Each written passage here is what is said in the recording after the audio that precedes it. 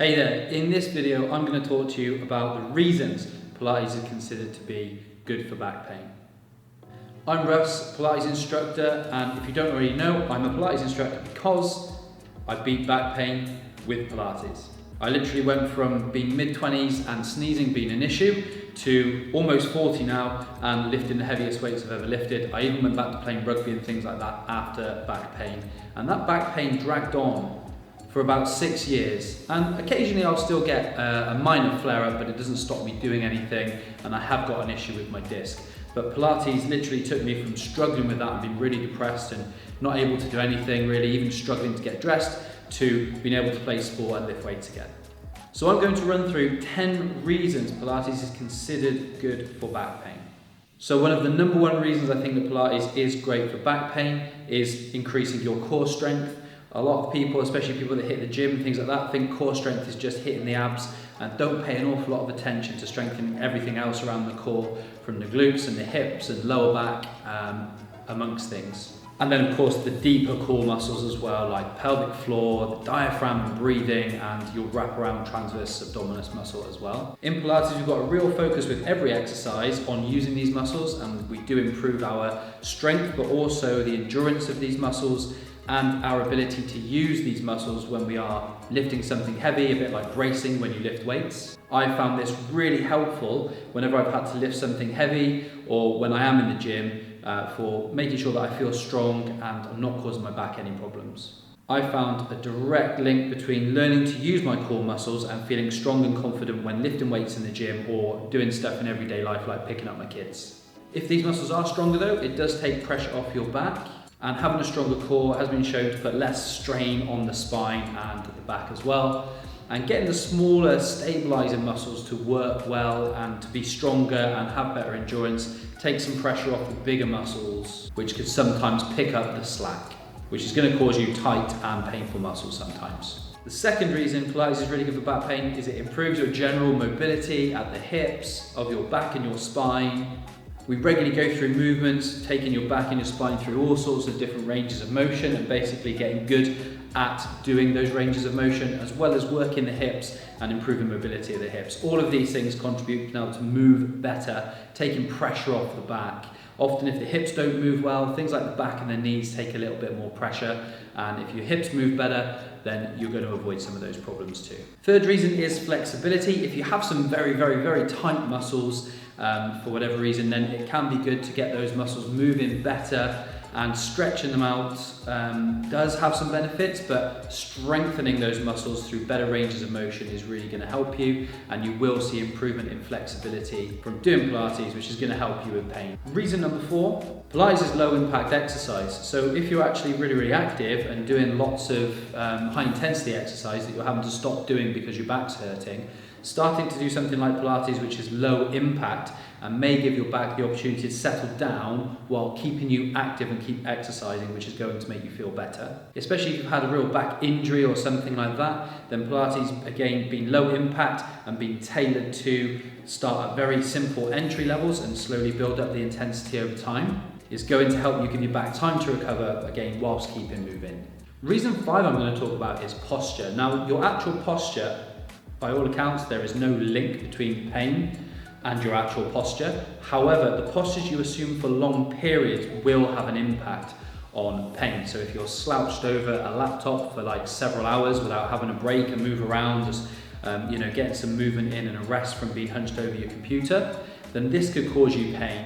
And if this is happening all the time, it could lead to some longer term painful problems. Having a better awareness of your posture, being able to hold, a better posture is going to reduce some of those problems. So if you're sat at a desk slouching forward looking at your computer screen, you're likely to get some more painful problems than if you are sat taller with your spine in that neutral position, natural curves of the spine, shoulders back, nice long neck, not with a forward head. If your head is forward, if you're leaning forward, you put a lot more pressure on the muscles of the neck and the back. However, I will say that if you're sat for really long periods with a really good posture, you're probably going to get painful problems as well. You're also going to get fatigue. So the most important thing you can do is move around regularly. As has been mentioned a lot of times by many people, your best posture is your next posture. So moving around and regularly changing position. Reason 6 With Pilates being focused on controlled movements, and there's a focus on your breathing and bringing various different principles into your exercise, there's a real mental benefit to doing this. You get a mind-body connection. In bodybuilding, they say it's like a mind-muscle connection, but thinking about your whole body and thinking about the different exercises that you're doing and applying principles like moving with control, being precise, breathing deeply and fully, these things will help focus your mind and really good to relieve stress, basically. And relieving stress will help you with painful problems and reducing pain, particularly back pain and neck pain. Reason number 7 is about your functional movement patterns. So if we've had an injury or we've had back pain and things like that, we tend to change the way that we move to accommodate where we're struggling with our backs. One that I noticed I used to do a lot of the time was when bending over to like tie my shoelaces or put my shoes on, put my pants on in the morning, I would be using my upper body strength to support my upper body weight whilst kind of bending to tie shoelaces or whatever, maybe leaning an arm onto a knee. And the more we kind of compensate, the less good at certain movements we get. And one of the best things we can do about back pain is get strong in all ranges of motion. Not stressing about having a straight back all the time, but actually just getting strong in various different ranges of motion, like bending and arching and twisting and turning. If we get good at those movements, we're less likely to get injured, we're less likely to have pain. So correcting those movement patterns where we have been compensating for pain or injury can be really important. One of the exercises we do in Pilates is the roll down. It's where we bend down, almost trying to get, fingertips towards the floor, onto the floor or beyond. And then coming back up again, moving with control. I've been somebody who suffered really bad back pain. I used to hate bending, I used to hate the roll down, and now I can do it really confidently as one of the movements I'm really good at. So I have no problem bending down to tie shoelaces or whatever it might be. And Pilates is going to help you slowly build up your ability to move well again, giving you confidence moving around. And I don't really want to say correcting that movement pattern, but it's going to stop you compensating and cheating around certain movements that you don't like. So you're basically going to get stronger and more mobile through all different ranges of motion, which is going to just help everything. Reason 8 simply is that Pilates is exercise, and exercise is one of the best things you can do for back pain. And studies have actually shown that Pilates is up there as one of the best forms of exercises that you can do for back pain. And I'll put a link to the study in the description of this video so you can go and check that out. But all exercise is good for back pain. It's going to help take your mind off the pain. It's going to help you move better and feel better when approached in the right way, which is slowly building up from quite a maybe low intensity, or if it's weight training, low weight. If it's Pilates, lower levels. And slowly making your body stronger and more mobile over a period of time. Progressive overload. And with Pilates, you have a lot of control over how you can gradually push yourself more and more and more. I find that Pilates is a great foundation to then go on to other exercises. And I actually, when I began weightlifting again, I started really light, and I gradually and patiently began to increase the weights that I was lifting, applying, my confidence in moving and how much better I was feeling from doing Pilates. And I think then starting to lift heavy weights again has actually, in a good way, downhill snowballed the benefits that I got from Pilates initially. And now, lifting the heaviest weights I've ever lifted, I'm in the least pain that I've been in since back pain started. Number 9, Pilates will also improve your awareness of your own body and how you're moving.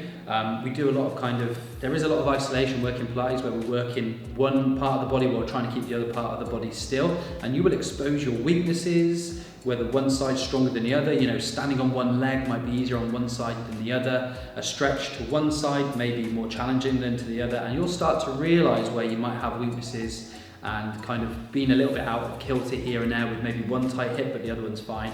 And you can start to address those issues, working on those issues. And not necessarily balancing those out, but catching up the weaker side or catching up with the tighter hip or whatever it might be.